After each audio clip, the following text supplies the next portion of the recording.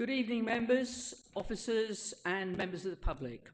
Welcome to Tendring District Council's Planning Committee on Tuesday the 13th of May 2025. And if I could ask you all to please check that your mobile devices are either on silent or are turned off. That would be greatly appreciated. And also, if the fire alarm goes off, it's not a drill, it will be the real thing, so please leave the building quickly by the fire exit signs like the one above the door. We are experiencing some technical difficulties this evening with the live stream. The meeting will be recorded, but those who are hoping to see the live stream may not be able to see it this evening. But if they look on the website in a couple of days, it should be uploaded to www.tendringdc.gov.uk/live meetings. For the purpose of the recording, I will introduce everyone. I'm Councillor Maria Fowler, Chairman of the Planning Committee, and I will introduce the members of the committee separately. Councillor Maurice Alexander. Good evening, Chairman. Councillor Richard Everett. Evening, Chairman. Councillor Bernard Goldman. Good evening, Chair. Councillor Adrian Smith. Good evening, Chair. Councillor Gary Scott. Good evening, Chairman. And my Vice Chairman, Councillor John White. Good evening, Chairman. Thank you, members. The Council officers assisting us this evening are from Committee Services, Bethany Jones and Katie Coppenall, and from Planning Services, Amy Lang, Michael Pingram, and Planning Manager, John Pateman G, Corporate Director, Planning and Community, Gary Guyver, and our Planning Solicitor, Joanne Fisher. There are no changes to the running order this evening. The application will be presented by the officer, followed by public speaking in the order of the applicant or agent. Any members of the public who have already asked to speak for or against the application, a speaker from the town or parish council, and finally the ward councillor. Members of the committee will then have the chance to question the officer. Once all the questions are answered, the committee will then debate. When all the points are discussed, finally I shall ask if we have a resolution and then call for a proposer, seconder, and the committee will then vote according to the normal rules.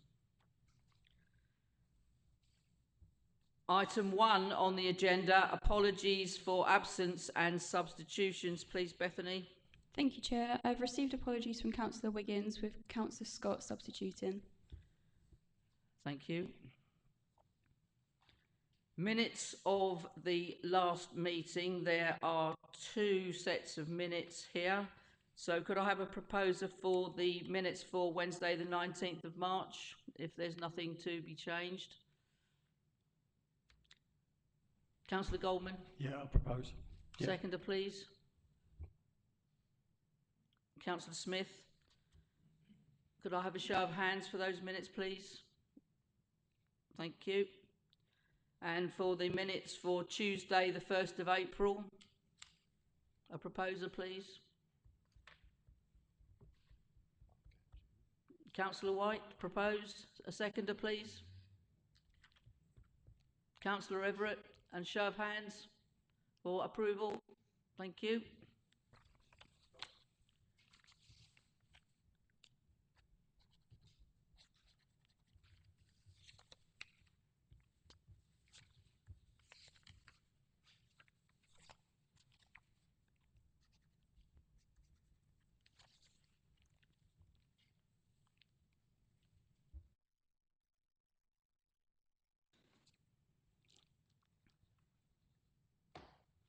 Item 3, declarations of interest. Councillor Scott. Thank you, Chairman. Declaring interest for item 7A3 25000451 full 3 Orchard View, Wivenhoe Road, Alresford. I'm the ward councillor for that where the application is, and I'm not predetermined. Thank you. Thank you, Councillor Scott. Councillor White.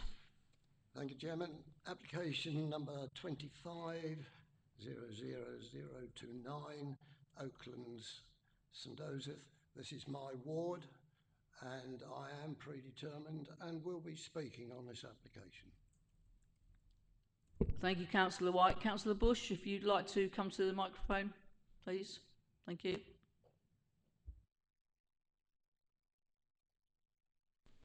Thank you, Chairman. Yeah, I'd like to declare an interest on item number 6, A2, the planning application for the Red House.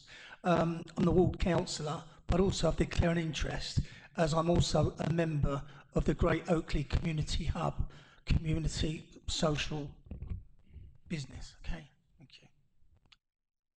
Thank you, Councillor Bush. Item 4, questions on notice pursuant to Council Procedure Rule 38. Bethany, are there any? Thank you, Chair. There are none. Thank you, Bethany.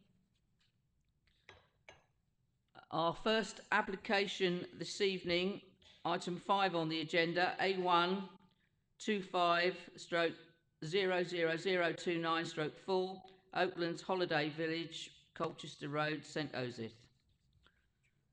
So Councillor White is now going to leave us.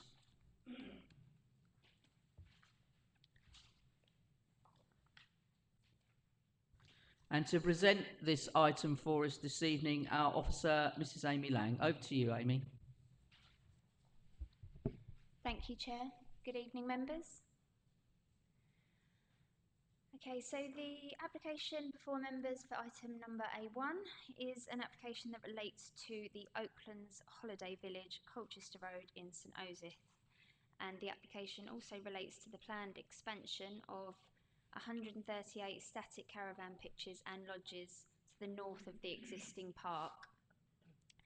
The application seeks temporary permission for up to 5 years for the creation of a new construction access from Colchester Road to facilitate the delivery of the approved park extension.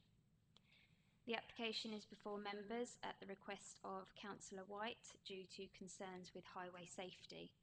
The application is also subject to strong objections from St Osyth Parish Council, again due to highway safety concerns. The update papers for this evening include a few changes and additions, and I'll cover those as I go through the presentation.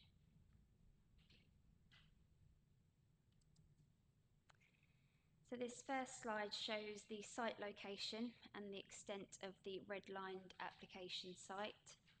The park expansion lies to the north of the existing park and is within the blue-lined area.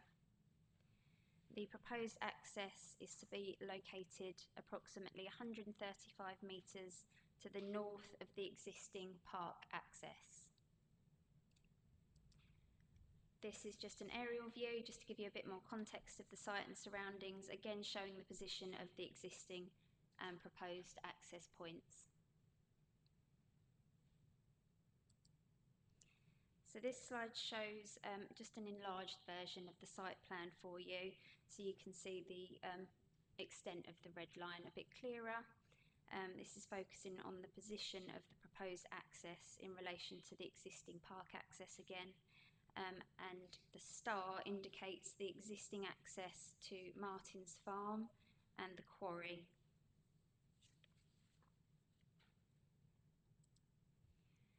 This is a Google Street View image looking south along Colchester Road with the position of the access indicated, and it's to the left of this image.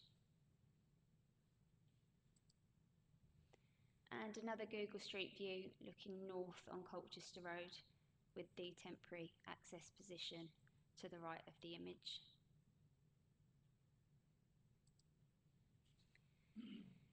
This slide shows the proposed construction access plan.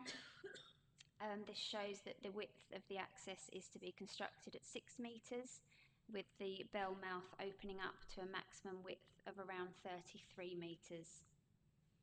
The physical works that actually are required to facilitate the access will include the removal of approximately 7.5 metres of existing hedgerow to the northern side of the access point and existing field access gate, the removal of approximately 12 by 10 metres of greenery on the highway verge along the frontage, and the installation of approximately 122 square metres of hard surfacing to create that bell mouth of the access and the access road.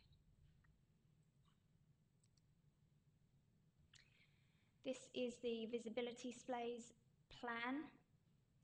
The proposed access and construction road will be formed at 6 metres, as I've mentioned, and provided with visibility displays in both directions of 4.5 metres by 160 metres, and that's shown by the dotted blue line on those plans.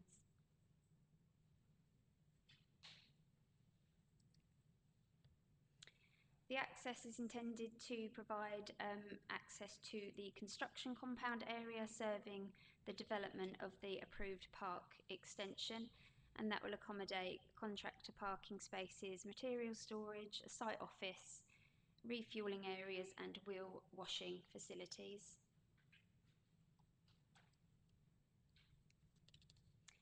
And all physical alterations that will be undertaken to deliver the access will be fully reinstated at the end of the temporary permission or once construction works have been completed, whichever is sooner, and that forms part of one of the recommended conditions. The reinstatement includes additional planting to close the existing field access, resulting in an extension of the hedgerow to approximately 14 metres, including the grass verge planting as well. So I'm now going to talk through the main considerations and merits of the case. So at the time of the original application for the park expansion scheme, it was planned to use the main park access for construction vehicles. However, to avoid potential conflict between construction traffic and visitors to the park, this application seeks to provide a separate temporary access for construction traffic, staff and associated deliveries. The proposed temporary access would provide a wider access and larger bell mouth than the existing park access can. Considering the visual and impact on trees, there are no protected trees in the vicinity of the proposed access. There is a mature oak tree situated within the existing park and close to the proposed access, but the application is accompanied by a tree report and method statement which demonstrates that no harm to the tree will result. Hand excavation methods and protective fencing during construction form part of the method statement, and appropriately worded conditions are included within the recommendation. The removal of hedgerow and verge vegetation and introduction of 122 square metres of hard standing will materially alter the appearance of this section of Colchester Road. However, the changes are temporary. The hard standing will be removed and the vegetation and hedgerow reinstated, with additional hedgerow to close off the existing field access. Furthermore, the access will be viewed in association with the park expansion as it progresses and will not appear as an isolated or harmful change to the character of the locality. Moving on to ecology. So we received comments from Place Services Ecology quite late this afternoon, and they're included in full in your update papers. The ecology report that supported the park expansion application is provided with this current application and includes an assessment of the boundary hedge within this application site. Ecology are happy with the proposal, but given the time that's passed, the report provided with the original application and this current application is now considered out of date. As such, they've raised a holding objection requiring a walkover survey to be undertaken and an addendum provided to the report. The recommendation has been amended accordingly, again as detailed in your update papers. As detailed within the officer report, the ecology report includes that none of the habitats on the site are of significant value. The boundary hedge does hold some value, including for nesting birds, for example. However, the section of the hedgerow to be removed is not significant in size or value, and a condition controlling the timing of clearance to outside bird nesting season is included within the recommendation to cover off this matter. These circumstances are unlikely to change, but the further survey work is required to overcome the holding objection from Place Services Ecology. In terms of the impact on neighbours, this slide gives you a view of from the existing access with the neighbouring properties directly opposite, and it also indicates the approximate position of the temporary access, which as I explained earlier will be about 135 metres to the north. The creation of this temporary access provides an opportunity to lessen the impact on the neighbouring amenities of the occupiers of this property by moving the construction traffic and any associated noise and disturbance away from the existing main park access and therefore away from these existing dwellings. Now on to the highway safety issues. The application is accompanied by a construction management plan supported by the results of 2 traffic surveys and swept path analysis plans. 1 traffic survey was undertaken to the south of the proposed access as part of the park expansion scheme application, and a more recent survey was undertaken to the north of the proposed access. In summary, the outcome of these surveys determined that a stopping site distance of 139 metres to the south and 132 metres to the north would be required. The application demonstrates visibility displays of 160 metres in both directions, being in excess of the traffic survey result requirements. The existing hedgerow and fencing directly to the south of the access point are to be moved and cut back to 0.5 metres behind the proposed visibility displays. Appendix B of the construction management plan includes swept path analysis plans for large vehicles and vans, all demonstrating that vehicles will not swing over the opposite lane, and I think I've got the plans for you here. Yeah, so I've included all 3 on here, and we can go back to those if you want to have a closer look at them, but just to demonstrate that they were included with the application, and officers are happy that it demonstrates that there's not going to be any overhang to the opposite lane. So Essex County Council Highway Authority raised no objection subject to conditions. The recommended conditions include the submission and approval of an updated construction management plan incorporating a traffic management plan. The traffic management plan will be required to include a strategy and schedule for all HGV movements and deliveries to avoid peak AM and PM periods and to avoid any delivery overlaps. The agreed schedule will also mitigate any potential conflicts with the access road opposite at Martin's Farm. So considering all of these factors and the benefits associated with providing a separate temporary construction access as highlighted, officers are recommending approval. Thank you. Thank you, Mrs. Lang. The first one of our 2 speakers for this item, the agent, Mr. Doug Moulton. If you'd like to take a seat there, and the middle button in front of you, once you hit that and the red light comes on, you have 3 minutes.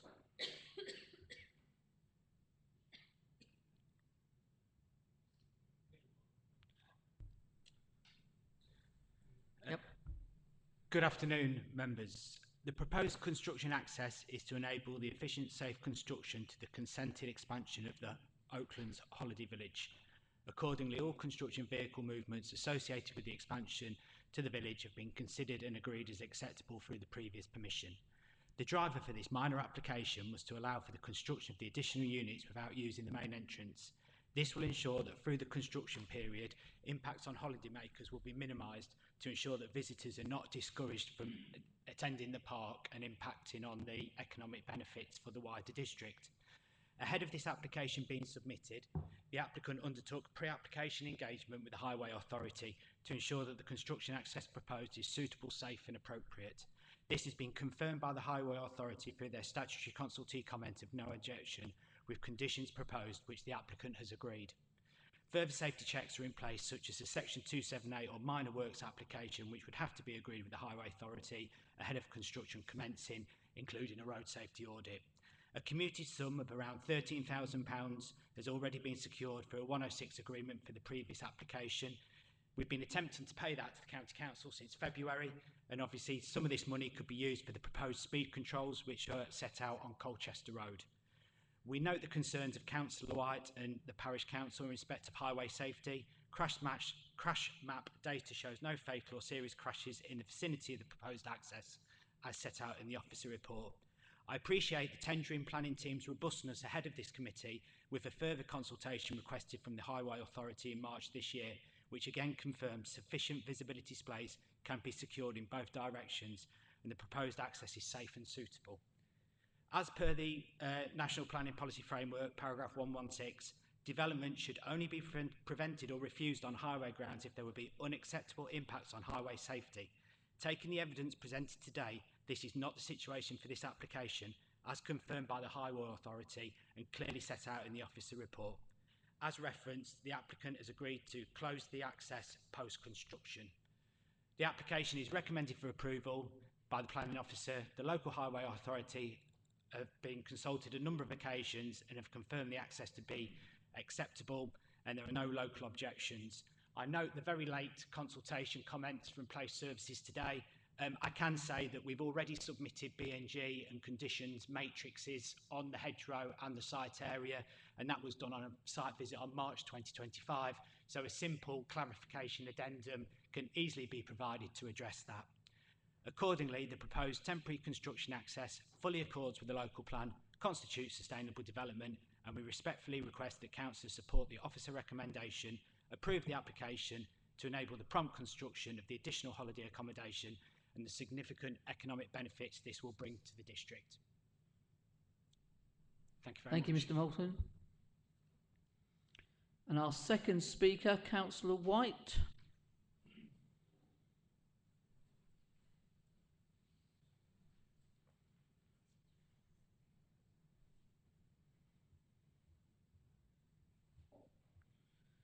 Councillor White, you have 5 minutes when you're ready. Thank you very much, Madam Chairman. Well, right from the outset, I want to make it clear that neither I or the Parish Council have objected to the extension of the camp and its 138 caravans. What is generally not known is that 72% of the caravans in tendering come in the parish of St Osyth. So a few more won't make much difference, and at least these will not have to go over our crossroads in the centre of the village. The reason I hope to persuade you to refuse this application is because of the entrance and exit and its position on which is the most accident-prone road in the parish. Yesterday on the site visit, you saw the existing camp entrance on the right-hand side. 60 yards further on, in the left-hand side, the entrance to Martin's Farm gravel pit and the country park, with the very slow-moving, although we didn't see them yesterday, very large sand and gravel lorries. And from where we stood, we saw the proposed temporary entrance with what will need, if it's granted, some more slow construction traffic, all within 110 yards on a bendy 60-mile-an-hour road with double white lines running through the centre of the road. I hope to be able to show you that there are two safer ways to get onto the new site. Way one is obviously to link the new area direct to the existing site. This is what was originally proposed on the application 21/02129, which was approved on the 16th of December 2021. The advantage of this is that obviously it does away with the need for yet another exit onto the B1027. Way 2 would be to move the suggested entrance higher up the road to where the lay-by is and where the speed limit is 40 miles an hour, not 60 miles an hour. Now, I said this is the most dangerous road, and here I want to quote the number of accidents over the last 15 years. I'm very grateful to the planning manager who pointed me to an app called Crash Mac, and you can easily check up on them. The figures I'm quoting are quoted for the length of the road from the Creek Pub, or used to call it the Flag Inn, and Welwick Farmhouse. It's only just over a mile. In that period, there has been 32 accidents, 4 fatalities, 7 with very serious injuries, and 21 of them deemed slight, where possibly the vehicles were written off, but there were no permanent injuries. These figures are accurate to the end of 2023. They certainly don't include the accident only 3 weeks ago, which needed 4 ambulances to take the persons to Colchester Hospital and the air ambulance to take a child to Addenbrooke's Hospital. For a number of years, the parish council and your county council have been trying to get the road speed reduced from 60 to 40. However, County Highways refused to do anything about it until the intervention of the county coroner following the last fatality in 2022. But even then, they limited the reduction to a very short piece of road. Colleagues, I'm asking you to refuse this application, as there are at least 2 safer ways to get access to this site without blocking the road yet again. Thank you, Jim. Thank you, Councillor White. And I will now go to our officer, Mrs. Lang. Is there anything that was mentioned by the speakers that you'd like to come back on? No, thank you, Chairman. Thank you very much. Colleagues, questions for the officer on this application? Councillor Smith. Thank you, Chair. Can I just confirm that this wouldn't have come to us unless it was called in by Councillor White? Yes, that is correct. Thank you.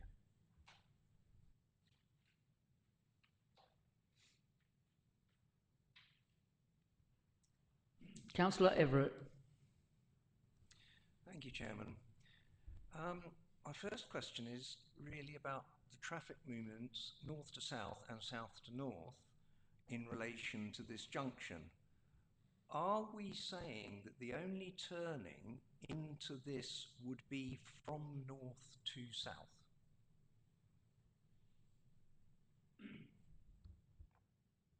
So in terms of the proposed access, you would be able to turn into it from either direction,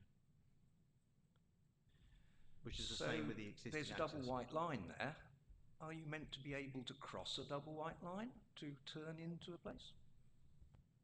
Well, you would also have to go through the Section 278 process in any event to alter the existing road. So that would be a second phase that the applicant would have to deal with the Highways Authority direct. That wasn't really my question. My question is, are there going to be lorries turning right into that site going over the double white line? No, because you won't be allowed to do that unless they get approval from the Highways Authority as a second phase. So the rules of the road mean that they're only vehicles coming from the north to the south going into this site. Referring to the existing access or the proposed access? Proposed. Right. Well, clearly the rules of the road apply. We only deal with the planning application. We don't deal with any other permissions that other people may require to implement those permissions. So ownership, for example, comes up. Ultimately, the Highways Authority is responsible for the highway and those rules. And when it comes to it, if they can't get past the Highways Authority as a separate mechanism, as a separate regime, then they wouldn't be able to implement this permission because they wouldn't be able to. So are we therefore saying that because of the law of the land, the vehicles would not be able to turn right into this access, this new proposed access? And so would it be probably an idea to put an advisory on our planning to point that out? We do put advisories on our planning applications to say that they need to seek advice and possible permissions from the Highways Authority. And they're aware of that, and the speaker did mention the need to get their separate permission. Ultimately, we have to deal with our regulations, and then the Highways will deal with theirs. If they are unable to get past the Highways Authority, that is their risk. But we have to deal with the idea that the proposal would be allowable for both directions. Right, so that last piece that you said there confuses me somewhat. Sorry, the proposal... If we're saying that we can have access from both directions, then my concern would be that there may be vehicles coming from the south to the north, trying to turn right into here, possibly illegally because going over a double white line. And so therefore they may then be in a position where a lorry can stop on the road and cause us tailback behind. Would you say that's reasonable?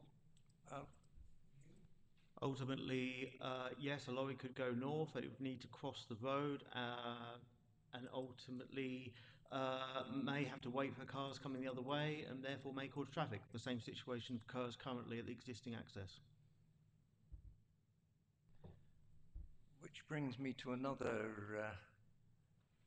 issue, which is if we have vehicles turning right into the proposed access, and there is a potential for tailbacks while they wait for other traffic coming in the other direction. We saw yesterday a very busy road, there was a lot of vehicles on it. Is that going to cause a highways safety concern? That's not a question for me, that's your debate.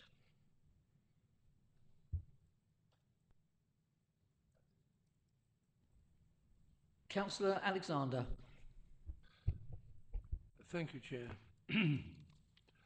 I'm a little confused about the traffic calming, which from Frolic Lane, etc. Could you just expand on that? Did I pick that up correctly?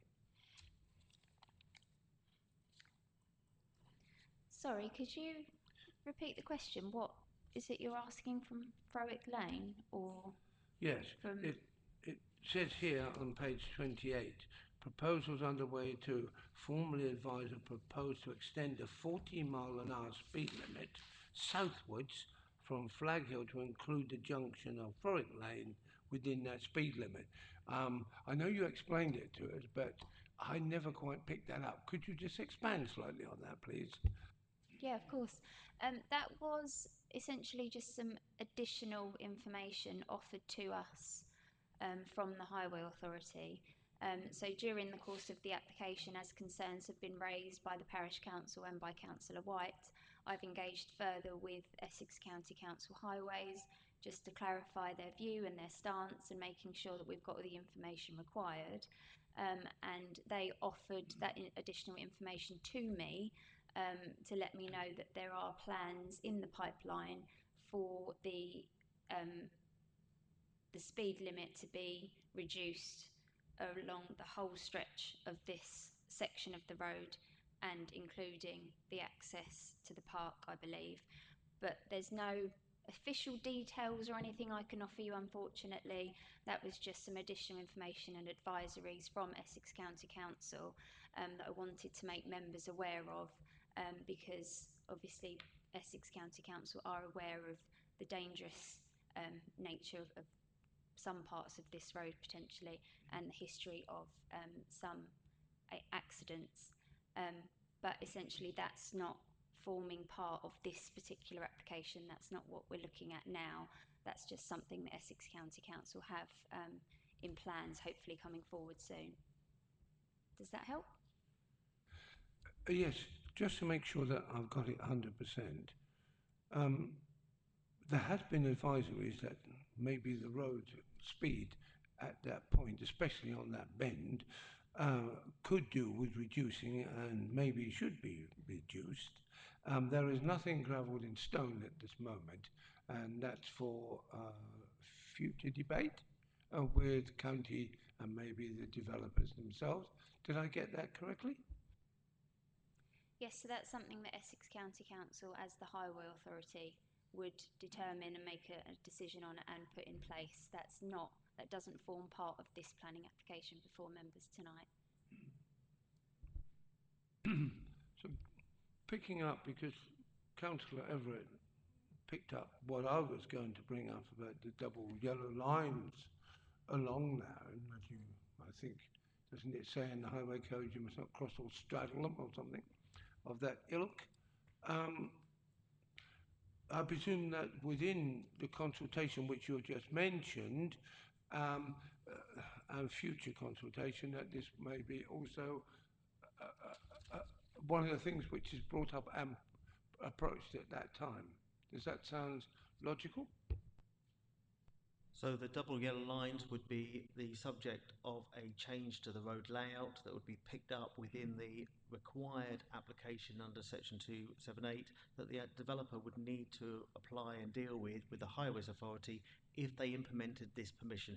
I would argue that that's separate to any road speed changes that may be dealt with separately, but for now those road speed changes are not in front of you. You're dealing with a 60-mile-an-hour road, and the white lines are there, but I would start to argue, and forgive me for saying this, they're slightly a red herring on the basis that they are a very separate mechanism that would be dealt with if necessary and under a separate regime from the planning authority.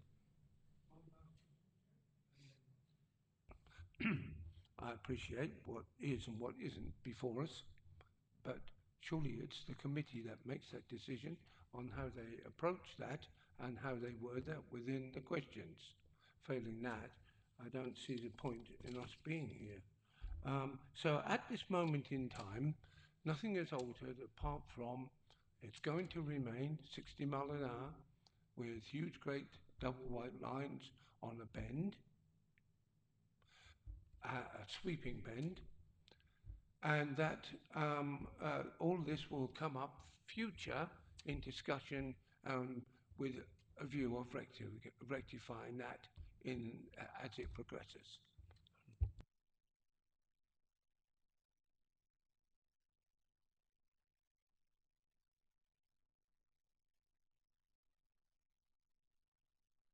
I don't have an answer for that.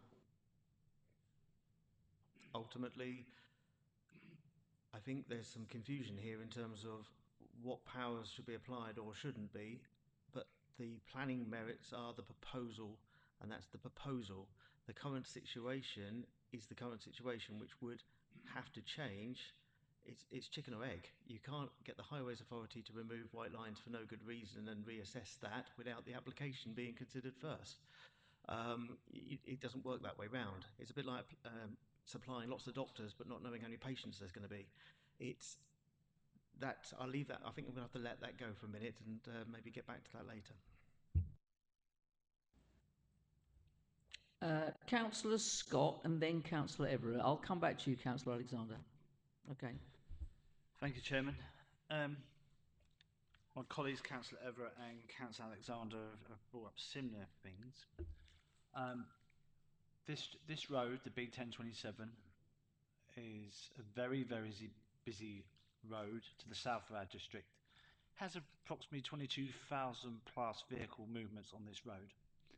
And I understand from Essex County Council that from Wivenhoe End to St John's Roundabout, the whole entire B1027 is going to have a huge increase in improvements in terms of signage, road structure, repairing cracks and roads and such like.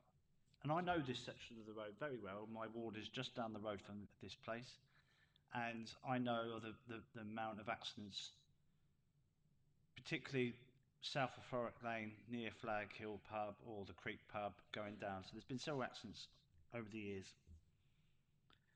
And I do have concerns where the location of this entrance. So I'm asking the officers,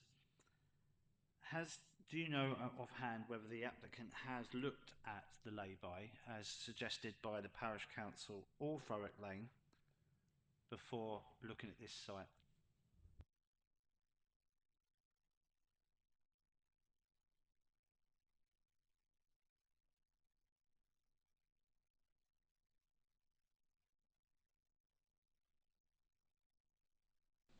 Right, okay. I believe they have. There is an ownership issue in terms of access to get to that lay-by from the site, but that's not our issue, but that's one issue. We're also dealing with a lay-by that you would reduce the capacity of that lay-by for other users. And lastly, we're not aware or sure of the visibility displays that could be achieved from that location and whether they are better or worse. But ultimately, it's not before you. Thank you. What I would like to see is actually a bigger map of the area, including Thorick Lane, including Martin's Farm entrance, and maybe the Oaklands entrance. You've got entrances, one for Thorick Lane, where the new bus stop is further on, where the accidents were, and then you've got Martin's Farm entrance. I mean, you've got also TARS, HGV vehicles coming in and out of there. And then you've got Oatlands, the existing caravan park. So you've got all those vehicle accesses, all these things that are coming off, on and off the road. And I think having an entrance here could cause further problems. The other thing I've noticed that if we go to the site plan or where the wheel washing facilities are, so you see where the entrance is. You've got vehicles coming on and off that site. I would like to see that complex maybe further away to give an opportunity for queuing HGV vehicles coming on and off that road. Because if they're going to turn into that, it could cause a little bit of a hold up, tow up. So I would have liked to have seen possibly that further back or further along up the track. Because I think having vehicles, if you're going to have a lot of works going on to the extension, I have no problem with the extension of the camp. I fully support that. But if you're having vehicles, HGV vehicles coming off that road, it could queue up and cause further hold-ups and problems there. So I would be happy if that was further moved. So my question is, has that been discussed at all with yourselves with reference to the location of that site? No. Ultimately, this in itself represents a far better proposition compared to the existing arrangements and the existing access. So, no, we haven't gone any further in terms of asking for more because we consider this to be a vast improvement in terms of the layout for an access for the purposes of the larger lorries to get on site for the construction of the development approved. And finally, Chairman, with reference to the tree, on site we was there yesterday and some other my colleagues mentioned about the tree, the oak tree there, and you said that there was no TPOs in that vicinity. What will happen with reference to the roots layout to that tree? Because that oak tree will have prominent roots going out and it will cover that entrance. So what would the provision for protecting that tree somehow? Because that tree is quite a good focal point for that stretch of the road. So as explained in the officer report and the presentation, we've got the tree report and the method survey as well. and protection measures are going to include hand excavation only around the roots and the root protection area of that tree. And there's also going to be protective fencing erected during construction and during the use of the access. And they form part of the additional conditions added to the update sheet. Thank you, Chairman. I will come back later on during the debate. Thank you, Councillor Scott. Councillor Everett, next, please. Thank you. When we heard the two speakers, they seemed to say things that were directly in conflict with one another about the number of accidents. So, what clarity can we have about where the accidents are, when they were, and whether they are on this stretch of road?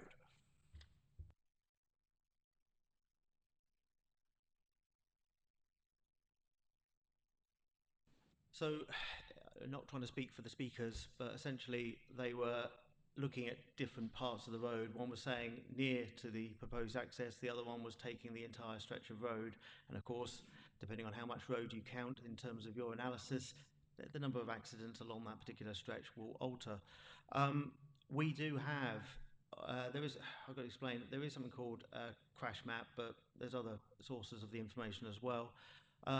It goes back about 23 years, and of course every single accident that is either minor, severe or indeed fatal is recorded. If you actually take 23 years worth, virtually every road has got a lot of information, sadly, but we do have it all available and accessible. Obviously the Highways Authority have it all available and accessible as well. I can plug my computer in and show it to you live if you wish to see it, but ultimately it has been taken into account. There is a number of accidents on this road. It is a main road. If it's any more or less than the rest of the district, that's an analysis that the Highways Authority, in my opinion, has been employed to do. Thank you, and that's exactly the question I'm really going to ask, which is this stretch of road more dangerous than other stretches of road within Tendring? The answer to that, I'm sorry to say, I did actually earlier look at it again, and you can zoom in, of course, all up to St John's and beyond. There's 558 accidents along that entire stretch of road, from the Clacton through all the way down to St Osoph and beyond, over 25 years. How do you put that measurement together? Do you do it on a yearly basis? Do you do it on what basis? I'm not going to sit and analyse all of that.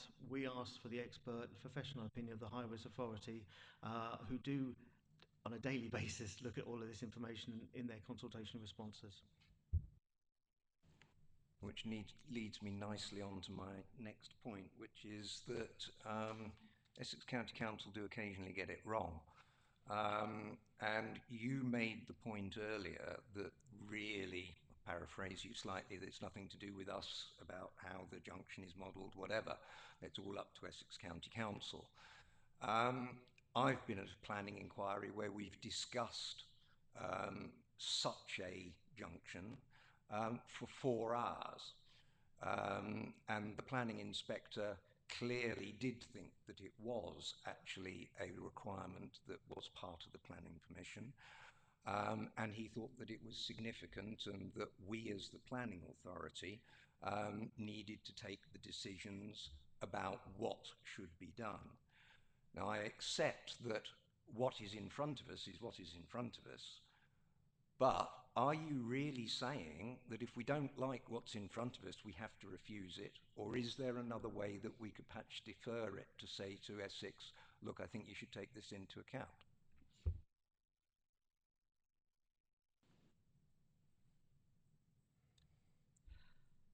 It's funny how to go around this sometimes, isn't it, in your own head? Ultimately, a highway, safety is a planning consideration. Highway safety is a planning consideration. And as part of our assessment of highway safety, not being experts, we're jack of all trades in terms of planners, as people would perhaps say, because we have to deal with the whole lot together.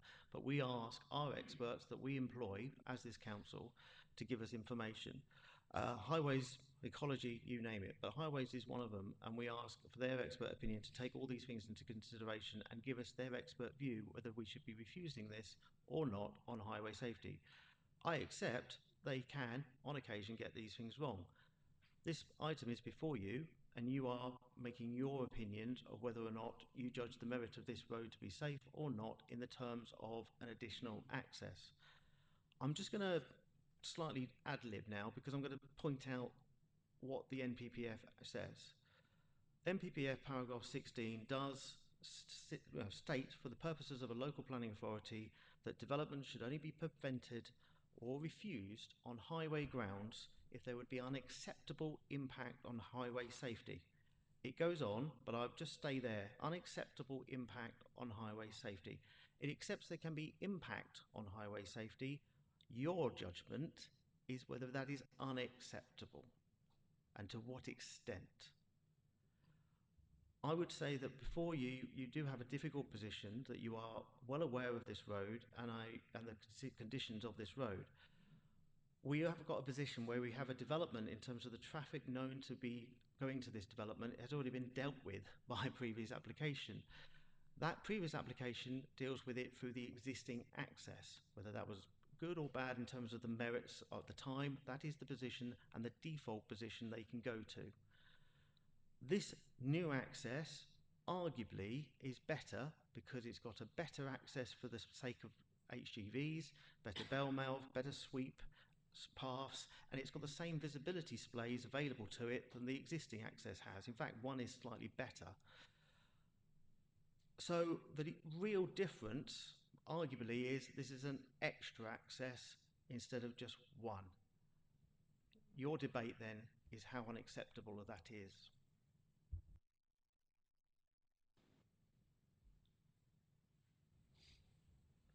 I'm going to go to Councillor Alexander for another question, and then we will go into the debate after this question. Thank you, Chair. I've listened intently to questions, and I thank the officers for answering in such a constructive manner that helped us no end. Chair, I also can see much mileage in this application. It would be of huge benefit to the area in many ways. Is there any way, and this is to the officer, is there any way that we can do what we've done in the past, that we can approve this as it is now, with the provisory that yourselves would go away with the developer and to then speak about these road issues and then return to us with a solution which would obviously appease us and the road safety aspect, as well as allowing this company to proceed.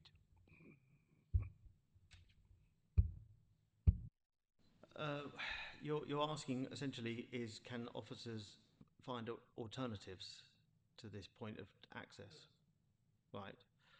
So we cannot ask an applicant to guarantee a speed limit for a road because that's beyond their control. That's in the control of the Highways Authority to consider whether or not they wish to lower the speed limit. So we can't hold an applicant as a hostage to fortune in that respect. The merits of this proposal are before you, and if they are either satisfactory or not is your decision as decision maker. I don't have alternatives, in my opinion, that are available to explore realistically. You can ask us to go do that, but I think we would genuinely be returning to you with exactly the same proposal as before you now, with no other changes.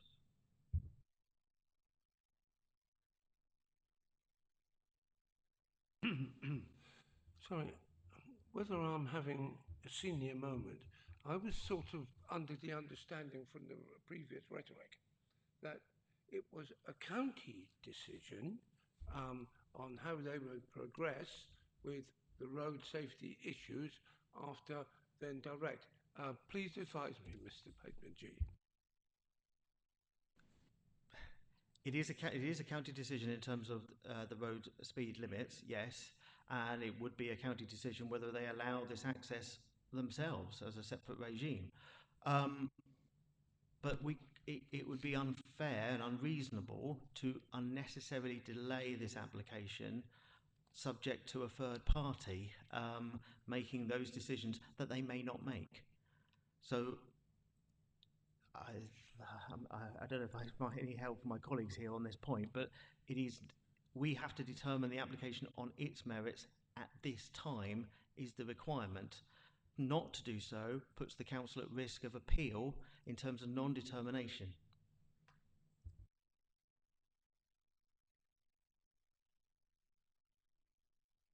Councillor Everett. Thank you, Chair. Are we moving into the debate now? Yep. Yep. Right. I do have concerns. I have serious concerns about the safety and whether it is acceptable to us as a planning authority.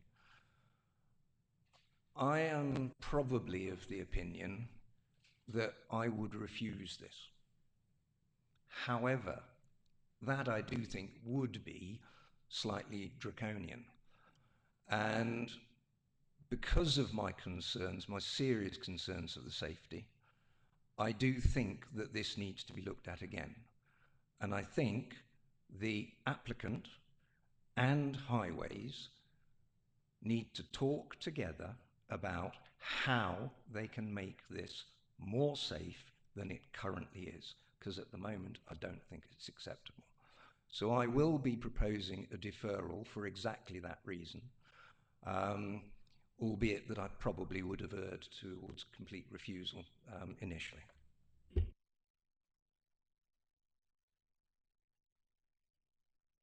Thank you, Councillor Everett. Before I go to Councillor Scott, as we are now in debate, when we were at the site yesterday, what concerned me above all was the speed of that traffic.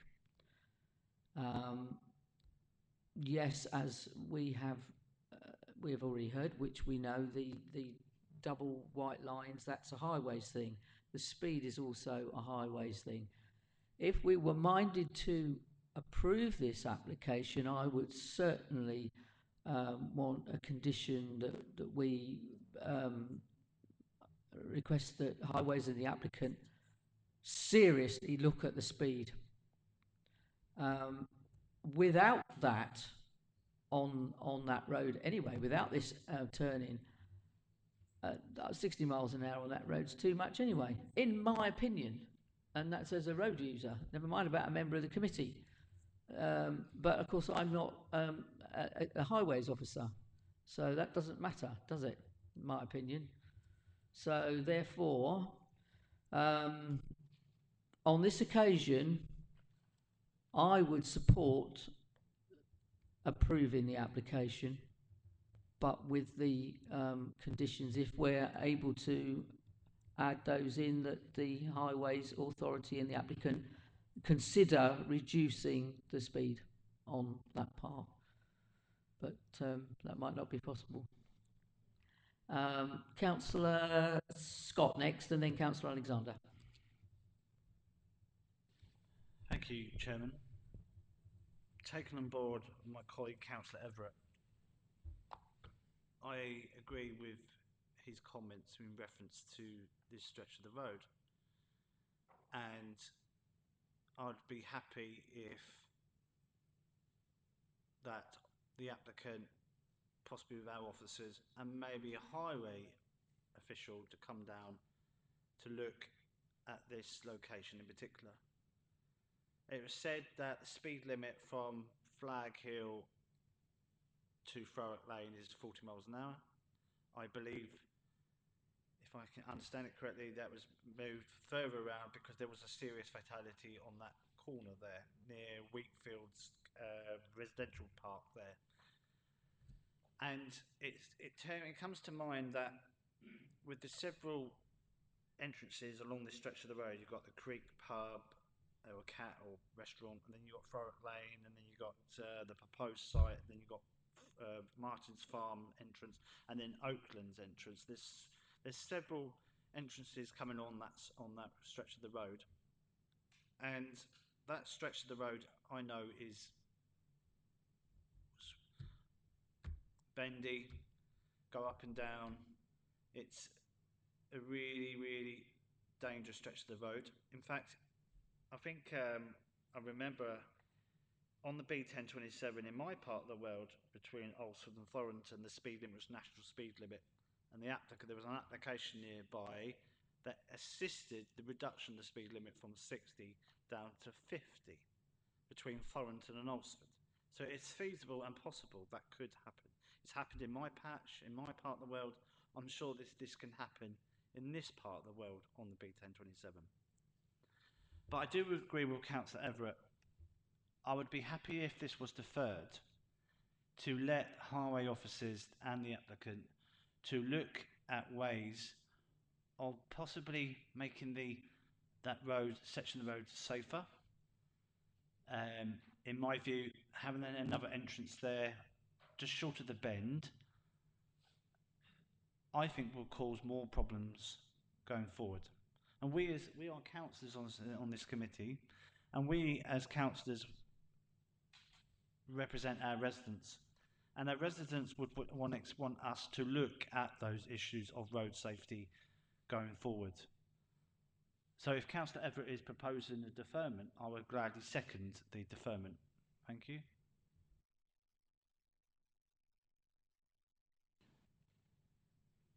Mr. Pateman-G. Can I just ask, in your debate, in respect of instructions to us in what you wish to achieve, that we need to be quite clear. Ultimately, I would suggest, though, we need to consider what is within the control of the applicant. And I'd also ask that in your debate you are quite clear, for the sake of record, if nothing else, that you have materially considered the existing access in this consideration. And I will say this quite plainly, I am thinking ahead of any appeal that I have to defend. I think all of the points that have been made by members so far point to a number of possible solutions. One is possible relocation. A second is speed limit reduction. And the third that I'd put in is actually about how the junction itself is modelled with a right turn across white lines. So I think unless either my seconder or anybody else wants to add things to that, I think that's probably where we go.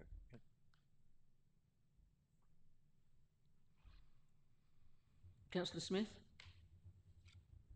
Thank you, Chair. I'm in agreement. When I first went yesterday, and I thought the speed of that is horrific. And my first thought process was, we're actually encouraging this, and it just seemed dangerous. And then I asked what the distance was between the bend, which is a blind bend, coming round to the new entrance. And it's 160 metres. And the stopping distance, I looked it up, is 55 metres, which I'd forgotten what the stopping distance was. So we've got 100 metres to play with. So it seems dangerous, it looks dangerous, and I think from our perspective, if we don't say that it's dangerous, which the chair said exactly the same thing, I think it's important that we reflect that it does look dangerous and it could be a problem. However, I equally can't see that we stand any chance here of gaining anything. If it doesn't go forward, it will go to appeal. I can't see how it won't. We haven't got a leg to stand on with that, and as long as we monitor that it is dangerous. Councillor Alexandra and then Councillor Everett. Thank you, Chair. I don't think anybody on this committee would even give a second thought for the fact is that this is all about road safety. No one has yet discussed anything about what's going on the inside. It's all about the road. I think from looking back at the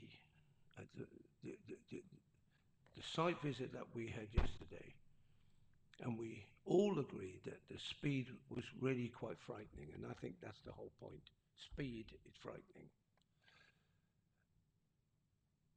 As we develop in Tendring, and we're going to have a garden community, and things are going to get bigger. The need for leisure and recreation is going to become far more.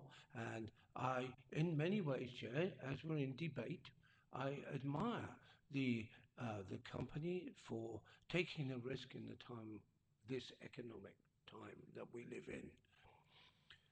I can see many pitfalls here, and I am sure that if I was sitting in the general public and I was one of the developers here, I would go away with those thoughts and I would improve on them, and I would want answers. But I don't think to defer this is the answer. So I believe that you made a motion or proposition to for approval. Previous to that, Councillor Everett had already made a proposal to defer, which was seconded by Councillor Scott.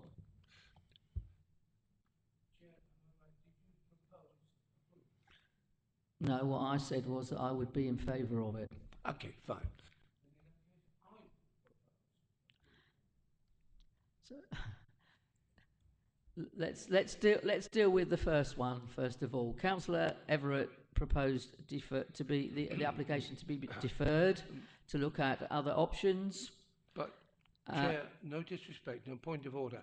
If it's taken from that, the first goes first, and the amendment which I'm proposing will come under it. If the proposal for deferment falls, then the substantive motion will be mine, which will follow on second. I think that's correct. Yes, I think so. That's fine. So we'll deal with Councillor Everett first, if that's okay, because you'd already proposed and Councillor Scott had seconded. So all those in favour of deferral as per Councillor Everett's proposal? That's 2. Against? 4. So that proposal has fallen. So the next, Councillor Alexander, you proposed approval. Seconded by Councillor Smith. So all those.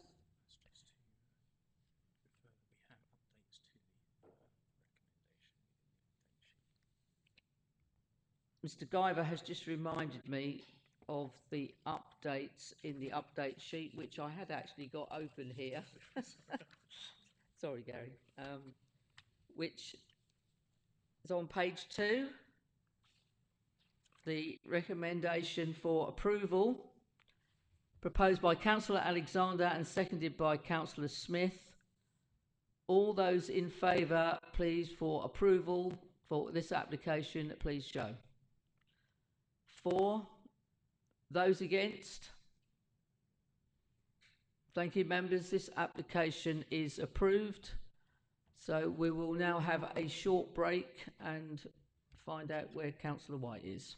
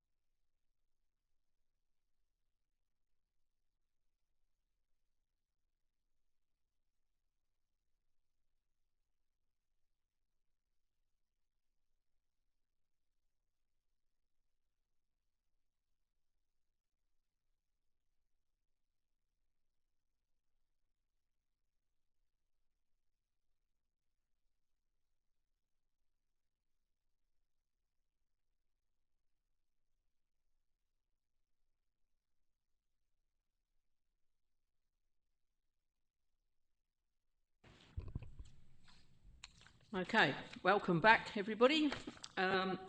We are now up to item 6 on the agenda, which is A2 24002804 Red House High Street, Great Oakley. And to present this application for us, our officer Michael Pingram. Thank you, Chairman, and good evening, everybody.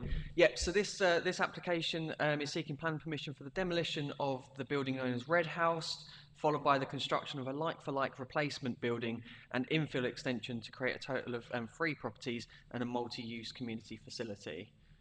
The application is before members on the basis that Councillor Bush has called in the application if it was recommended for refusal.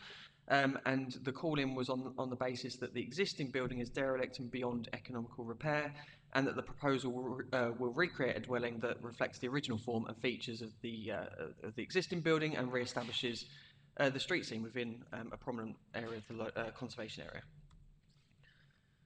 So Red House is a 2-storey building. It's currently vacant. It's located on the corner plot here. It's really prominent either side of High Street and Farm Road within the parish of Great Oakley. If I skip on to the next one, the aerial view, you can see that it's a largely urbanised area, predominantly residential buildings to all sides, but the Maybush Inn is directly adjacent to the sort of southeast, and a convenience store located approximately 50 metres to the northeast. The site falls within the settlement boundary for Great Oakley and also within the conservation area, and there are numerous Grade 2 listed buildings within the surrounding area as well. So I'll just run through some photos of the site. I'm sure you're all very familiar with it, but this is looking southeast towards the Red House. So again, you can just see how prominent it is in the location. This is facing north, so towards the front elevation, and to the right of the screen here, you can see part of the Maybush Inn. This gives a wider shot that shows the Maybush Inn as well, so you can get a feel for the overall street scene. And this is looking sort of to the side / rear of Red House, and on the right hand side you've got the pub. So this is the site location plan. So the footprint of Red House will be replicated exactly as it is currently, and then you've got the infill extension in between the Red House and Maybush Inn. To the rear of the site is an extension to the garden area that will be associated with the community use. Here's some snapshot of different elevational drawings, more like 3D images, I guess. So on the left-hand side, you can see that the Red House will look very similar to what is currently there before you now. Maybush Inn on the right-hand side here, and then this is the proposed infill extension, which is trying to replicate what was historically there. And then there's just some further images so you can get a feel for the rear of the site. And I'll just move on to the floor layout plans. I appreciate these might not be completely clear, but on here you can see, so where I'm hovering at the moment is where the Red House is, and this is where 2 of the properties will be. The Maybush Inn is just on the right hand side here. This infill extension here is just showing the multi-use community area just where I'm hovering at the moment that will sort of connect to the pub, and then you've got the proposed rear garden there. And then this is the first floor plan layout, so you can see the infill extension here. This will serve a 1-bedroom flat, and then the Red House on this side will serve a 2-bedroom and 3-bedroom property, or 2 properties in total.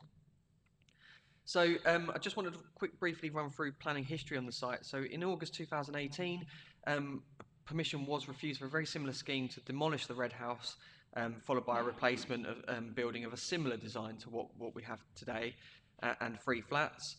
As well as a community hub at ground floor. There was also an application, as part of the application, there was also a car park further down the road, so it was approximately sort of down here. This was ultimately refused. Part of the refusal was that the demolition of the building was going to cause substantial harm to the conservation area, and insufficient information was provided to outline the significance of the building, or to demonstrate that through a building condition survey, that it was beyond economical repair. Also, the design was not considered to preserve or enhance the conservation area. More recently, in October 21, permission was granted for a scheme on the site, but this was for the conversion of the existing Red House building into 2 flats, as well as the infill extension that we see before us tonight. And again, that was to provide an additional flat and a multi-use area. So it was pretty much exactly the same scheme, the only difference being that tonight we're looking at the demolition of the building and rebuild like for like, whereas that was the conversion of the existing building. It's worth noting that that permission has since lapsed in October of last year, and the submission for this current application has said that following an investigation, the technical delivery of the project due to soil condition and the current state of the building could make the delivery of the proposal unviable and unsafe. So that is kind of the backdrop to why we are where we are. So in terms of the assessment, the principal development is acceptable given that the site falls within a settlement boundary for Great Oakley.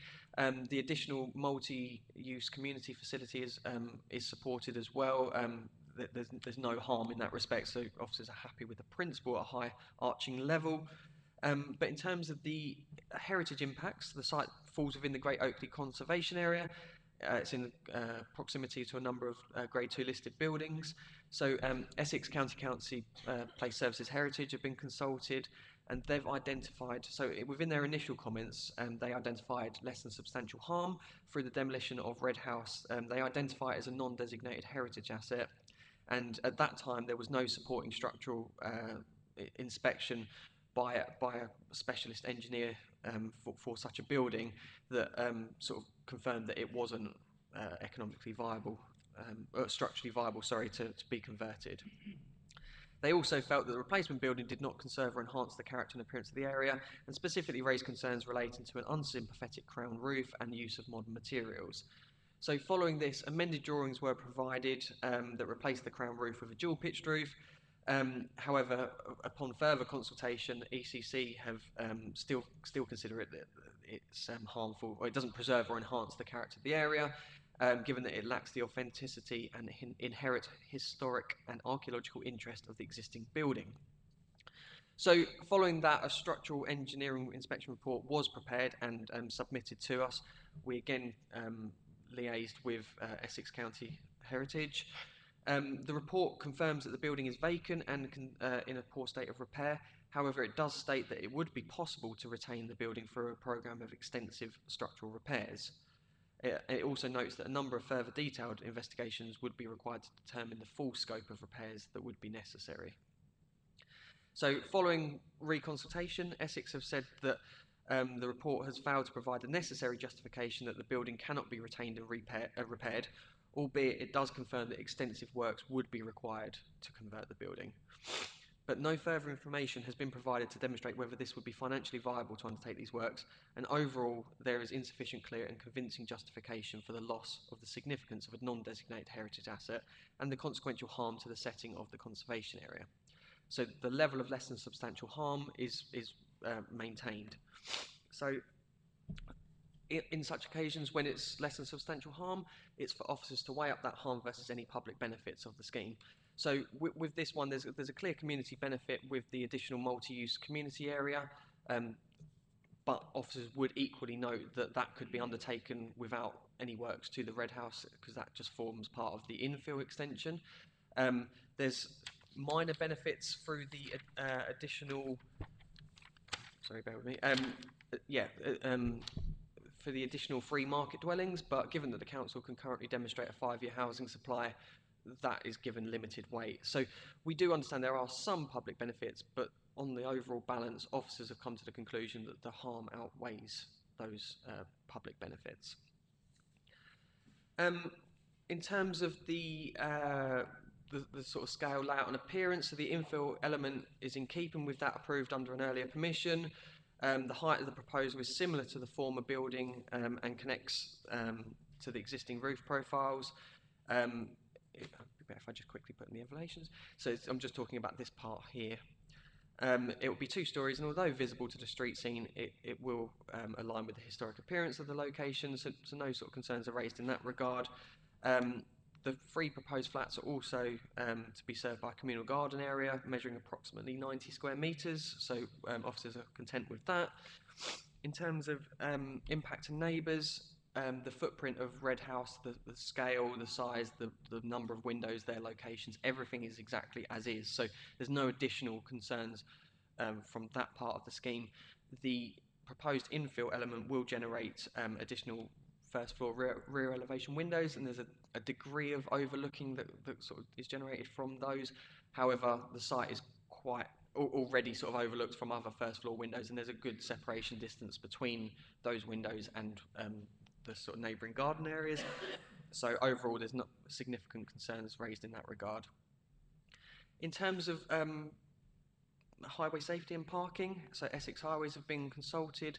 From a highway and transportation perspective, they consider the proposal is not acceptable on the grounds that there is insufficient parking. This would lead to additional vehicles being left parked in the adjoining highway, which would add to the existing parking stress in the area and set a precedent for future similar developments. It's worth pointing out at this time, so with parking standards, there would be a requirement. So we've got a 3-bed, a 2-bed, and a 1-bed property. So there would be a total of 5 spaces that would ordinarily be required. No parking spaces are provided as part of the scheme. So that's the backdrop to that. But it is worth saying that Essex Highways provided the same comments when we determined the conversion of the Red House building back in 2021. And at that time, it was weighed up in the overall balance, the lack of parking, but because it was going to reuse an important non-designated heritage asset and bring that back to life, there was a lot more public benefits that were considered to outweigh the harm of no parking. So at that time, it was an on-balance support. This time, because we're not actually going to maintain the Red House and it's going to be just a replica building, that public benefit is lost, and therefore, on balance, we're recommending that as a refusal reason as well. So overall, in the planning balance, the principal development is acceptable.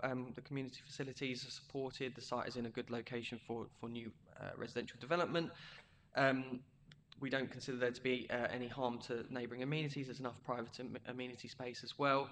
But the concerns that we have are twofold. The first being that the Red House is a non-designated heritage asset, making a positive contribution to the area, and its demolition will result in a less than substantial harm to the conservation area. There are some public benefits, as I've listed, but we don't feel that these outweigh the identified harm. And secondly, the lack of parking is not, compared to the previous scheme, there's not the public benefits that outweigh that harm. So officers are taking on board the objection from Essex Highways. And overall, for those two reasons, it's considered to be contrary to local and national planning policies and is recommended for refusal. Thank you, Chairman. Thank you, Mr. Pingram. There are... before I bring the speakers... Sorry, apologies. Mr. Pateman-G, please go ahead. Just very quickly, because it's important to state this very quickly, well, maybe not, just to say that you are obligated under the NPPF paragraph 212 to give great weight to the asset's conservation, the asset being, in this case, the conservation area being a designated asset. I just wanted to just say that so it's on record. That's for you later when you have your debate. Thank you. Thank you, Mr. Pateman-G. Our first speaker for this item is Mr. Terry Richmond, who is the chairman from Great Oakley Community Hub. So, Mr. Richmond, if you'd like to take a seat at the microphone, and it's the button in the centre. Once you push the button, you have 3 minutes.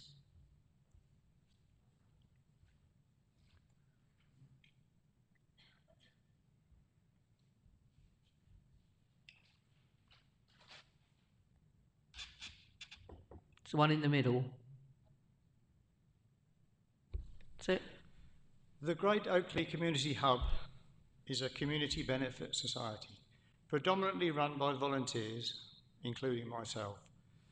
It was originally established in 2015 by concerned residents to purchase the then closed Maybush Inn, the last remaining pub in Great Oakley.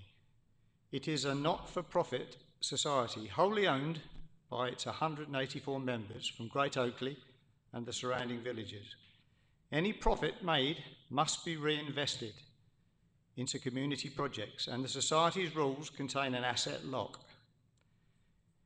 In 2017, the Society purchased the adjacent Red House and garden, which had become dilapidated over many years of inappropriate repair and neglect, with the vision to transform it into homes for the community, owned by the community, and return the previously owned rear garden back to the Maybush Inn.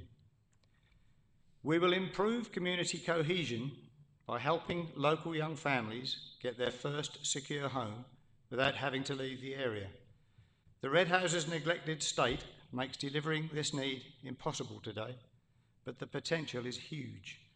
We have thoroughly investigated the possibility of retaining the existing structure, having undertaken many costly reports, but it is not economically viable. We therefore ask you to approve the careful demolition of the unsafe shell and the construction of a like-for-like replica building that will keep the street scene intact. The new facade will match the existing proportions, roofline and fenestration, using reclaimed bricks and traditional detailing so passers-by will notice continuity, not change. In time, it will be judged as a future heritage asset built to last another century. We would like to create 3 high-quality, energy-efficient homes with modern insulation and ventilation, which will dramatically reduce running costs, making the homes genuinely affordable to village workers and young couples. Rent will cover only costs. Any surplus is locked in for community reinvestment. There is no private profit. Adding a flexible ground floor space linked to the Maybush Inn next door will give clubs, carers and social enterprises a warm, fully accessible venue in the heart of Great Oakley. By replacing a deteriorated, non-listed building that has already lost much historic fabric, we will avoid piecemeal patch-ups and deliver a coherent building that will strengthen the conservation area for future generations. To minimise car usage, the Society will target future occupants who utilise public transport and 3 minutes to walk to school. Can I finish, or I've only got, no? Okay, can I just say the last bit? No? In short, we are asking to trade a decaying structure for a faithful, energy-efficient reproduction that the next generation will cherish. We respectfully urge you to look beyond the bricks that will be lost and focus on the Can you stop now, lives. please? Yeah, thank you. And our next speaker is a member of the public speaking in favour of the application, Mr. Patrick Wooding. Is that Mr. Wooding or Mr. Woodling? Mr. Wooding. If you'd like to take a seat, the microphone is already on, and as soon as you start speaking, you have 3 minutes. My name is Patrick Wooding, and I've been a resident of Great Oakley for over 50 years. During that time, I've seen hundreds of children grow up in the village, but then having to leave as they couldn't afford to purchase or rent a property locally. The community purchasing the Red House was a golden opportunity to provide low-cost social accommodation in the centre of the village so that young people can stay close to their roots and lead independent lives while they save up enough money in order to buy local property. Within a few years, they should be able to find something of their own and therefore move out and let someone else rent the flat. The accommodation could also be used by people nearing the end of their days and who want to stay in the village. The Red House is centrally situated and close to the doctor's surgery, shop and pub, and therefore at the heart of the community, which will help prevent loneliness, which is so common with elderly people. The Red House was not in good condition when the HUD purchased it. The long delay for the planning process have led to further decay, cost increases and additional costs which are eating into the budget.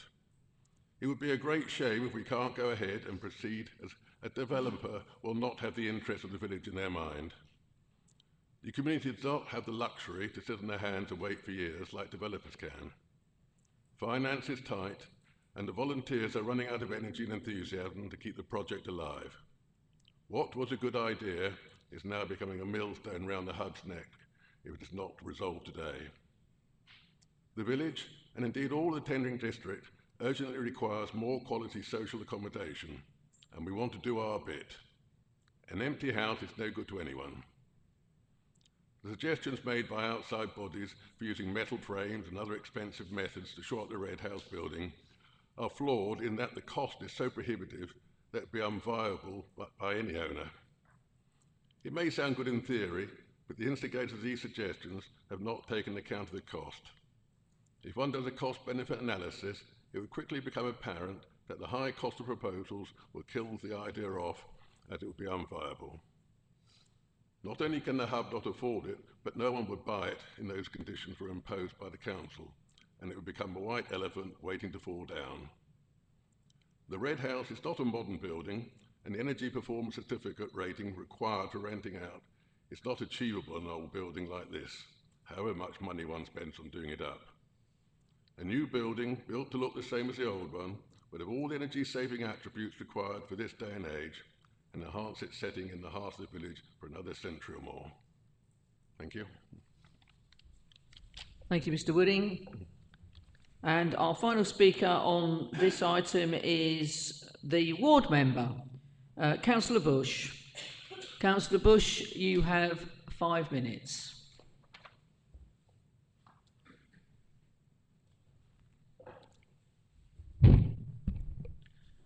Good evening, Chairman, committee councillors and officers, and thank you very much, Mr Pingree, for a very well presented report there. I must say, it feels like deja vu sitting here. It's so true. 7 years ago, I was sitting here discussing or presenting support for a development. We know it has changed, but the passion's still there, if you've heard from other speakers already. I'm speaking on this planning application as ward member, although I do declare an interest as I'm a member of the Great Oakley Community Hub, a community interest non-profit society that's already been explained. You've heard from one of the management committee who has provided you some insight to the technical and historical aspects of the Red House. I shall focus in the next few minutes on the social and community values of this application for the committee to consider and reflect upon. The ambition and objectives of this non-profit community-owned society is to continue to ensure rural village and historic conservation area and maintain an attempt to try to continue to support the local needs of the people and community cohesion. When the opportunity emerged to purchase this dilapidated dwelling, the Red House, and create multiple local low-cost energy-efficient dwellings, the members voted to take up that challenge. With the backing of TDC Council, they funded a housing needs survey via the RCCE for all the local parishes. That was when our journey was beginning. So we carried out service throughout all the local parishes, and I say it was funded by TDC to establish, which was overwhelmingly, resoundingly substantiated the need for these type of dwellings that you have in front of you this evening. The society, working with this council, developed a common social housing policy, providing the green light to proceed. Along this path to develop the site, there have been many roadblocks and objections, mostly from consultees. In particular, a view that this building is of historic value and could be restored and refurbished to its former imposing glory. The dwelling that you have witnessed now is no resemblance of its original features, unsympathetic aluminium double glazing, ugly cladding, to actually preserve the ever-decaying brickwork. Yes, the Red House is a significant building in the High Street. It's not listed, maybe in a conservation area, and it's a public eyesore in a perilous state of decay. Having read some of the consultee comments, I think I might need to go to Specsavers. We, like many other councils, are facing housing pressures, and new local plan, as we know what we're facing, will require over 1,000 dwellings per year to be built and delivered to many to provide affordable, low-cost living houses. To even consider attempting to refurbish the Red House will be economical madness, a folly. Never a viable option to deliver a community social housing scheme that is economic. The energy rating will be so off the scale, it wouldn't even be considered as good quality housing to be viable to let. I would also like to add that senior council officers across this council have visited the site with myself in the past and recognised the condition of the property, and at one juncture We discussed the principle to co-fund the development with the society to enable quality affordable housing from a grant that's been here sitting in Tendering's bank for some time. So on that note, Chairman, committee members and officers, may I present you with a question to debate? What will be the legal or statutory regulations and implications that will prevent this application being approved? It will go some way to assisting in providing some mitigation of the desperate rural housing needs that we face while restoring some of the original street scene of this conservation area so back in its former older days. Thank you very much. Thank you, Councillor Bush. May I be excused, Chairman, now while you debate, obviously? Yeah. Of course.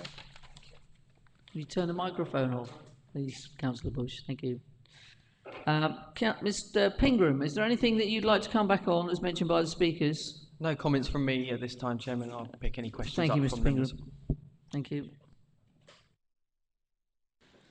Members, any questions now for our officers?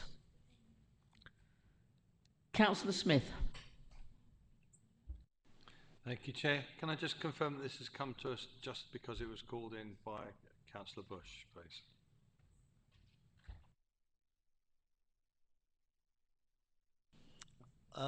Well, that's a little bit more complicated than perhaps normally, but yes, it's been here because there's a call-in. Also, for transparency, it was decided that we felt that it was appropriate to bring it forward.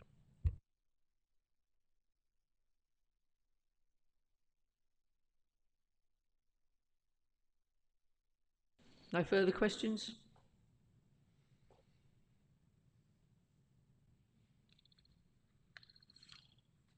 Councillor Smith?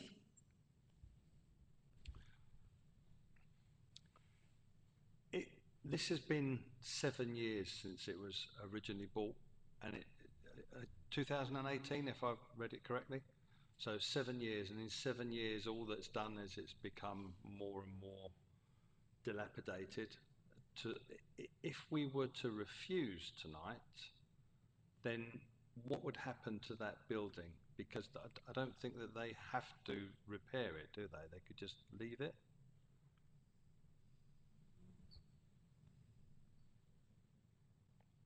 Yeah, there's not really an answer that we can provide because that's ultimately up to the owners of the building.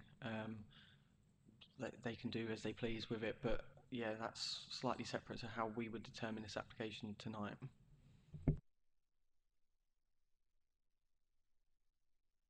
Councillor O'Brien. Thank you, Chairman. The unsuccessful previous application, did it have an infill between the two buildings as well as this one, in the same way that this one does? Yes, that's correct. It was a similar scheme. There was slight variations to the design of that, but broadly speaking, it was kind of similar to what you've seen before you tonight in terms of the scale, and that it included an infill, but the design was different back then. Thank you, that's useful. So effectively what we're doing is we're looking at sort of identical schemes, but one of them gets rid of the old building and rebuilds it like for like. And so therefore, is there anything legally that would prevent us from doing that other than just normal planning concerns? Sorry, just to clarify, do you mean as in to replace the building like for like? Would that need any other, yeah, is that what? Yeah, basically, yeah. So a replacement build, that would require planning permission in its own right, yes. So if it were just a replacement building that were being done, you'd almost do it without planning permission, yeah? Not legally or not lawfully in planning terms, no. You would need planning permission to do that. But under normal circumstances, we'd just pass that, wouldn't we? I mean, it's case by case. I've had many applications where I've approved replacement dwellings. On this occasion, I would argue that it wouldn't be as simple as that based on the comments that we've received from Essex County Council Heritage.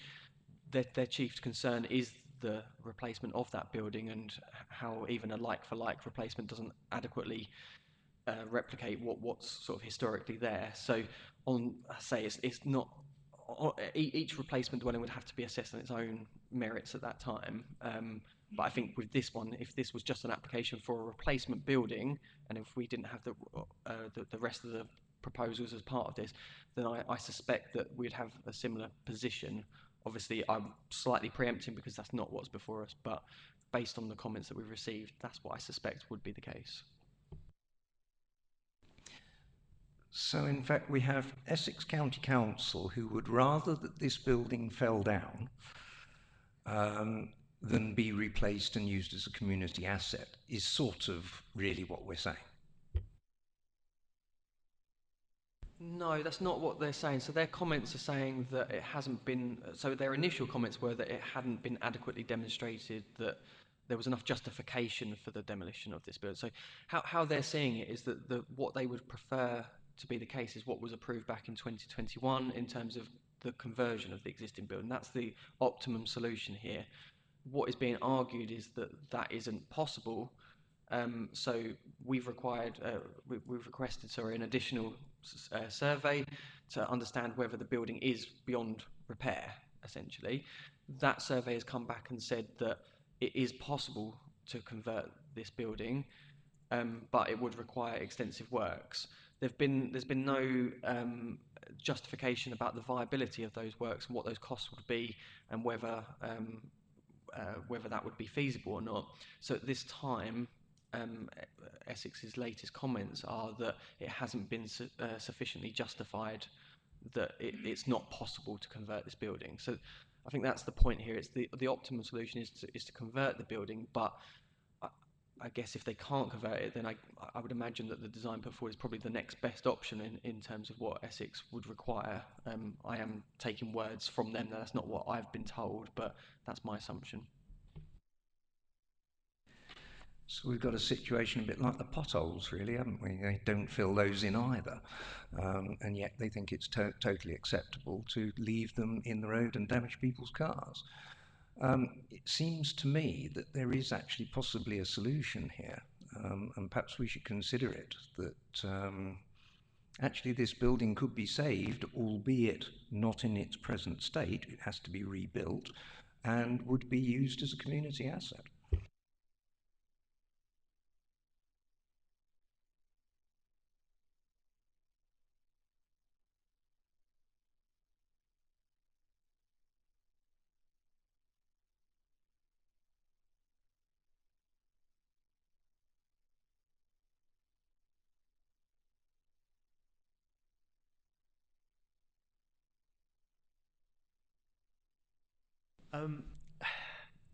I don't know what's the appropriate thing to do here. We're going to debate, or there's more questions, but ultimately, it's a difficult one.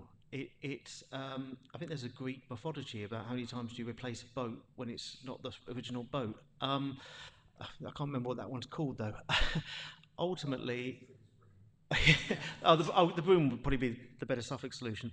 Essex for that matter. Ultimately, the point here is you've got the original building. The point of the conservation area being a designated asset, and this is a non-designated asset due to its age.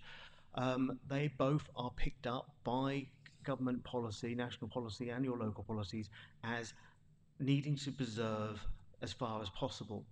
What we're asking to do here is knock it down and remove it. The replacement is a new building. It is a new building. It is to look like something that was there, but it is a new building. That's the position that we're being asked to consider, and you're being asked to consider in the weighing up of weight of the benefits and the asset versus public benefits, and the great weight you should be giving to listed buildings. I like to put that in every now and again, is whether or not it is enough. Now, your officers are saying it isn't, And we've got two reasons for that. One, we don't think it isn't, because we don't feel the public benefit quite gets there. But that is for the decision maker to make within their debate. If they feel that there is a different weighting to give to those public benefits and what those public benefits are, that is something for you to debate further. And the second part is whether or not the Highways Authority are right in terms of the parking association issue as a secondary issue as well. You may want to treat that all in one or separately in your debate. I'll leave it there. Thank you. Thank you, Mr. Pateman-G. Councillor Alexander. Thank you. Thank you, Chair.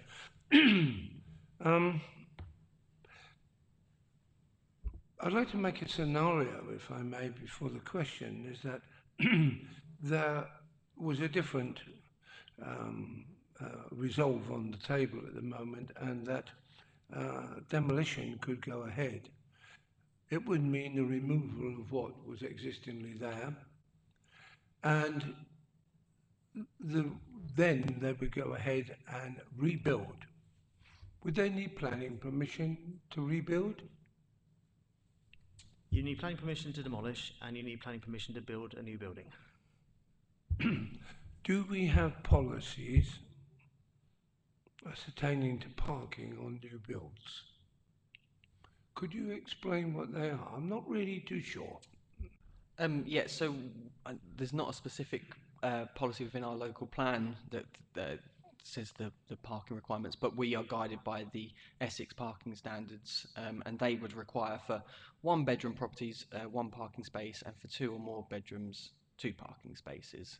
So given that we've got a 3-bed, 2-bed and 1-bed, that's a total of 5 spaces by those standards.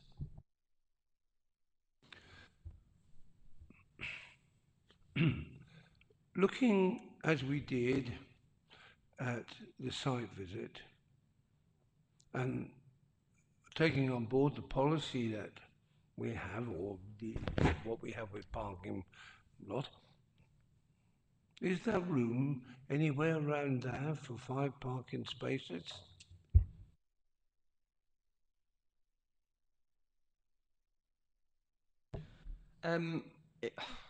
We're falling back to that. This is what we have before us. I suppose a different scheme could provide something on site. I don't know. We don't have that before us. That there is no parking. So I think really where we're at is that there's no parking provided. Essex Highways have raised an objection on that basis. And I say historically, with the conversion of the building, we weighed the balance of the overall scheme and decided that the benefits of bringing back into use an important prominent building such as this outweighed the harm of that lack of parking. We don't have those benefits on this occasion, so we've fallen on a slightly different view on that. Ultimately, that is for members to sort of decide if you agree with that assessment or you believe that the no parking provided is okay.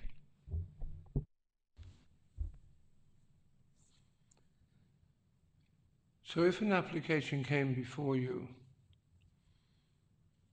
for 2 new builds, one with 2 beds and one with 3, knowing the fact that there is insufficient parking or none at all, what influence would that have upon the decision of approval or refusal at that point?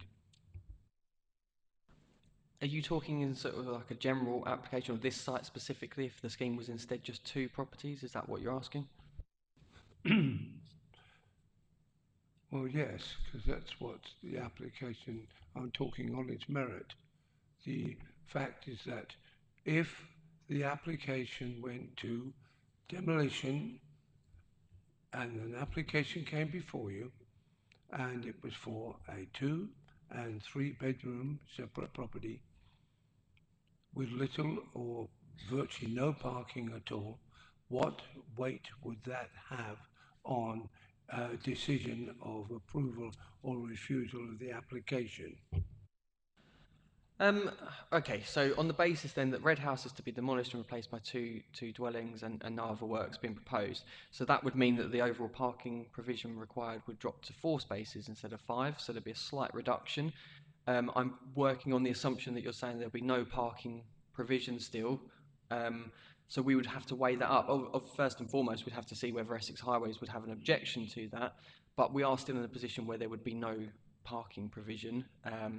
We'd lose the Red House building in that scenario still. So the public benefits that I mentioned before wouldn't exist. So I would imagine it would be a similar, on balance, concern that we would have. But we are talking hypotheticals here, so I can't really comment much further than that.